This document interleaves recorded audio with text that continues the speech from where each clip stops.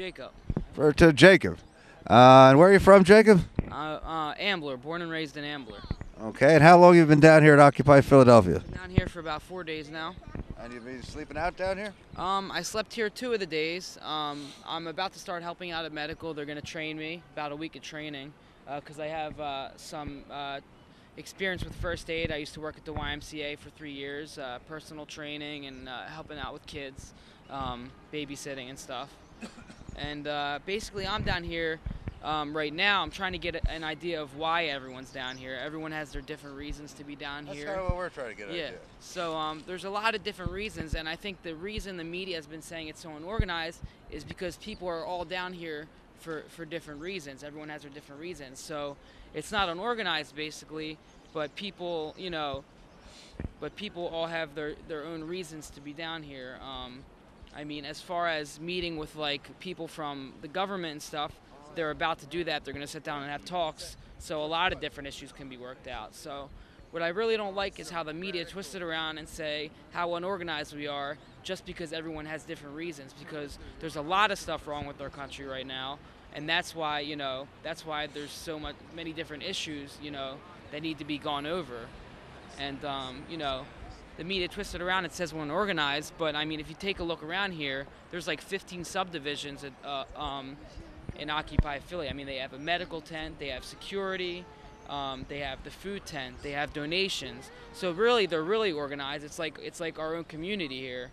And I mean, people are really basically, it's all about love. People are really friendly for the most part and helping because we're all in the same boat right now. And I'm glad to be down here, and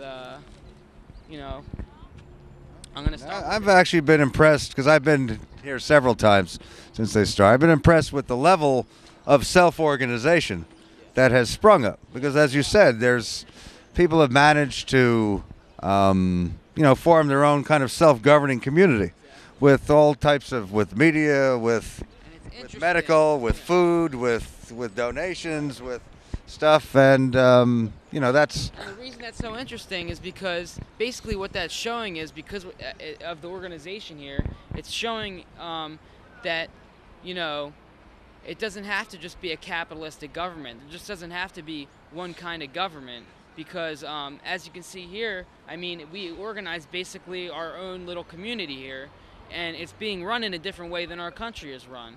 And it's basically being run in a way where everybody shares with each other, almost like a socialist or a communist, but not quite that extreme. It's kind of in the middle.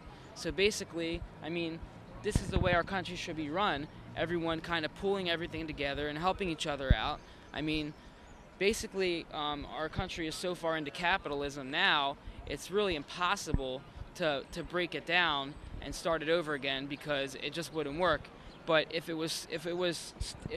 everything started over again and our country was built in a different way, I mean, at first our country actually was founded on the freedom of speech and basically founded on freedom, and people came here to be free, but a lot of our freedoms have been taken away over the years, because of basically a lot of things with the police and the law. I mean, our prisons, most of the people in our prisons are minor drug offenders, okay? Minor drug offenders fill our prisons while corporate leaders, CEOs,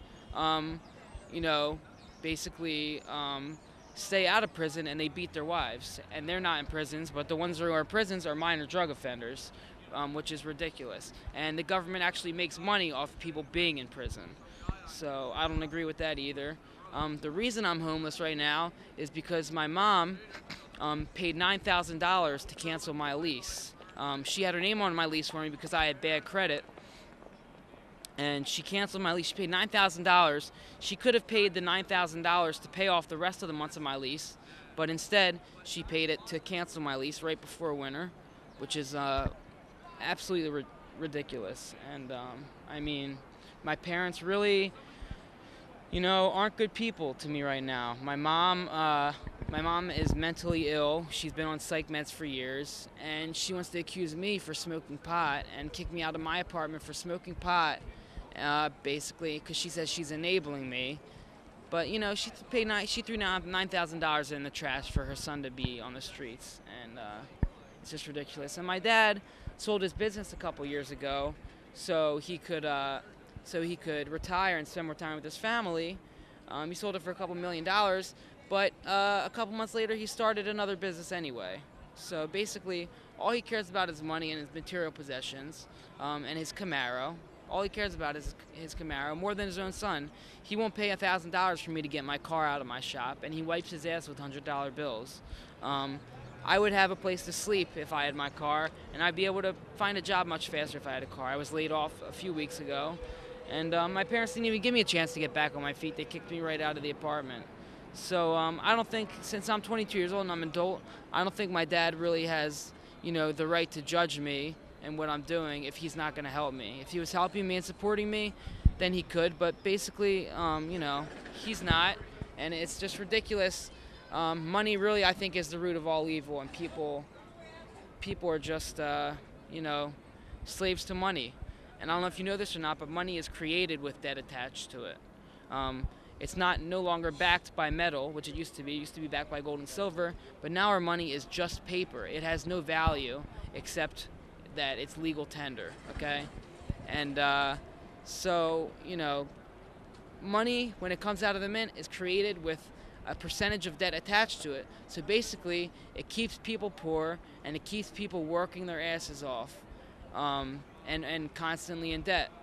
And our banks, with all those extra fees at the ATMs and all that stuff, and the extra money you have to pay, our banks are getting rich, and our corporations have more power than our government does because they have more money, and money is power. So Walmart, corporations like that, those are the kind of corporations we need to bring down and really, protest against and not buy from, because those corporations are keeping our country sick. And that's what I think. That's really about all I have to say. Okay, well, thank you. And I'm sorry to hear about your situation. No problem. I hope things get better for you soon. How'd you like my interview?